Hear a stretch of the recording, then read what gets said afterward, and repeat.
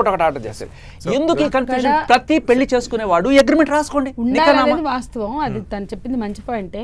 So ముందే మాట్లాడుకుంటే లేదు అక్కడ ఉన్నాయి హిందూ వివాహ పద్ధతిలో ఉండే మంత్రాలన్నీ కూడా స్త్రీలు ఎలా లోబడి ఉండాలి, మంత్రాల అర్థం బానిసలాగా ఎట్లా పని చేయాలి, రంభలాగా ఎట్లా చేయాలి, మంత్రాలలో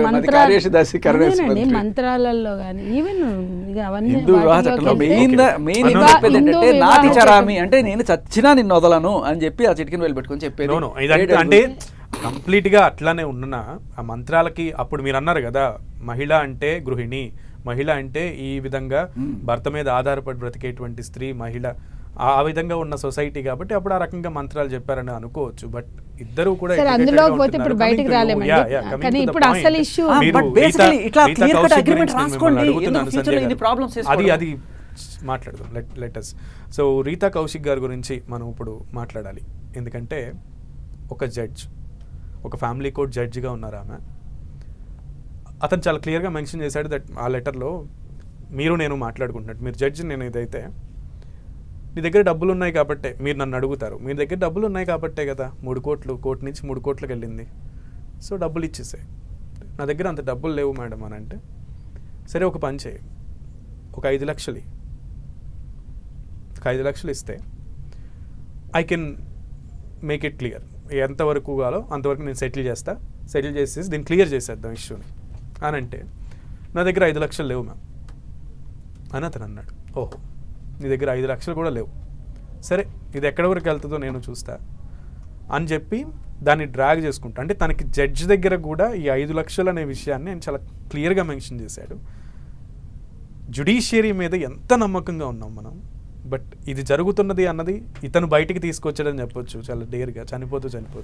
సో దీని గురించి ఏం చెప్తారు? అంటే అదుల్ సుభాష్ ఇచ్చినటువంటి స్టేట్మెంట్లో కానీ అతని వీడియో రికార్డింగ్లో కానీ అది ఖచ్చితంగా వచ్చింది కాబట్టి ఆ జడ్జిని ప్రాసిక్యూట్ చేయవలసింది. పైగా అతను ఏం చెప్పాడంటే, ఇది ఈ కోర్ట్ నేను ఏదైతే ఇప్పుడు పెడుతున్నానో ఈ కేసు కంప్లీట్గా క్లియర్ అయ్యే వరకు, నా ఇష్యూ క్లియర్ అయ్యే వరకు జడ్జిని నా భార్యని ఇద్దరిని ప్రాసిక్యూట్ చేయాలి, ఇద్దరిని జ్యుడిషియల్ ఎంక్వైరీలో ఉంచాలి, లేదా వాళ్ళని బార్స్ వెనక ఉంచాలి, అంటే జైల్లో ఉంచాలి. సరే, క్లియర్ అయిన తర్వాత వాళ్ళిద్దరిని బయటకు రావాలి, అప్పుడే నిజాయితీ లేదా న్యాయం నెగ్గుద్దని నేను అనుకుంటున్నాను. సరే, అతని ఆవేదనని సంబంధిత స్వార్థ ప్రయోజనాల కోసం నడుస్తున్న వ్యవస్థలుగానే ఉన్నాయి తప్ప నిజంగా జస్టిస్ అనేది అంటే న్యాయానికి సమానత్వం ఉంటుంది, ఈక్వాలిటీ బిఫోర్ జస్టిస్ అనేది కనిపించట్లా. ఇవన్నీ నిఖితా సింఘానియా బయటికి రాలేదు.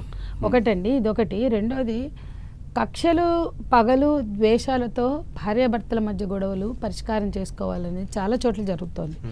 మేము చెప్తాం, ఇప్పుడు పిల్లలు తల్లి దగ్గర ఉన్నారనుకోండి, తండ్రికి హక్కు ఉంటుంది, ఖచ్చితంగా విజిటింగ్ రైట్స్ ఇవ్వవలసిందే అని మేము చెప్తాం. కోర్టులు చెప్పినాయా లేవా తర్వాత సంగతి. అట్లాగే భర్త దగ్గర పిల్లలు ఉంటే తల్లులు పిచ్చోళ్ళలాగా తిరుగుతున్నారు, తండ్రి దగ్గర ఉంటే వాళ్ళకు కూడా విజిటింగ్ రైట్స్ ఉంటాయి. యూజువల్గా మన దగ్గర చూస్తే తల్లుల దగ్గర ఉంటారు, అక్కడేమో సండే ఫాదర్స్, తను చెప్పినట్టు సండే మదర్స్ సండే ఫాదర్సే. అక్కడ కూడా రోజు కూడా అతను డివైడ్ చేశాడు that Bengaluru courts are far better, courts are నాకు బెంగళూరు కోర్ట్ మీద కర్ణాటక కోర్ట్స్ మీద నాకు నమ్మకం ఉంది, నా కేసుని వీలైతే ఇక్కడ ట్రాన్స్ఫర్ చేయండి, ఇక్కడి నుంచి వాదించండి నా కేసుని, అంటే యూపీలో నాకు న్యాయం జరగదని కూడా చెప్పాడు. అంటే యూపీలో ఆడవాళ్ళకి అందరికీ న్యాయం జరుగుతుందని నేను అనుకోను, అక్కడ కూడా అన్యాయం జరిగిన కేసులు మాకు వచ్చినాయి. అవేం లేదండి, ఎవరు పవర్ ఎక్సైజ్ చేయగలిగితే వాళ్ళు చేసుకుంటారు. అన్యాయం జరగలేదని నేను అన్నాను.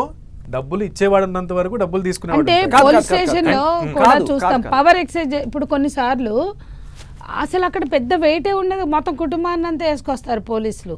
అరే మామూలుగా గాయాలతో అన్యాయం గురై వెళ్ళిన ఆడవాళ్ళని పట్టించుకొని పోలీసులు ఏందబ్బా ఇంతగానం ప్రోయాక్టివ్ ఉన్నారు అని చూస్తే అక్కడ పవర్ అనేది ఇక్కడ సౌత్ లో, బెంగళూరులో, హైదరాబాద్ లో, సిటీలో ఉన్నంత యూపీలో మీకు లేదు. అక్కడ పోలీసులు ఇంకా 498 అంటే ఫ్యామిలీ మొత్తం తీసుకురండి, ఆవిడ చెప్పినట్టు ఫ్యామిలీ మొత్తం తీసుకుని లోపల ఏంటంటారు. ఇప్పుడు ఆ సెక్షన్స్ లేవు, అట్లా తీసుకురాకూడదు. లేదండి 41C ఇవ్వాలి, 41C లేదు, 498కి ఇంకా కోర్టు బెయిల్ ఉంది, 41C బెయిల్ ఉంది.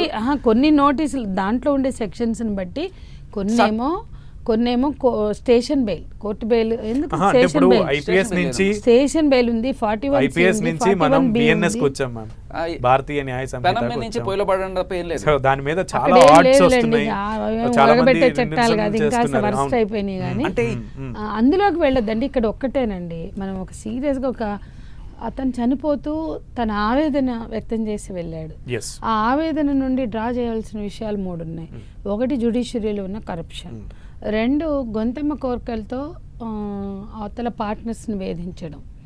3, నా కెపాసిటీని బట్టి నేను ఇవ్వడానికి ఒప్పుకున్నా, అయితే ఇంకా మనం కొన్ని దీంట్లో స్క్రూటినీ చేయాలంటే కొంచెం తెలుసుకోవాల్సిన ఫ్యాక్ట్స్ కూడా ఉన్నాయి. అతను 40,000 యాక్సెప్ట్ చేశాడా లేదా తెలియట్లా. ఫస్ట్ అతను చనిపోయిన తర్వాత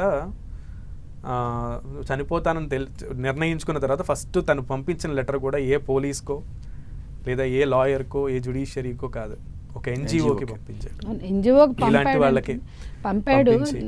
దాన్ని నాకుండే అభిప్రాయం నాకుందండి. కానీ అతను ఎన్జిఓకి పంపాడంటేనే అతను ఏం చేయాలనుకున్నాడు ఇష్యూగా ఇది ఇప్పుడు- అర్థమైంది.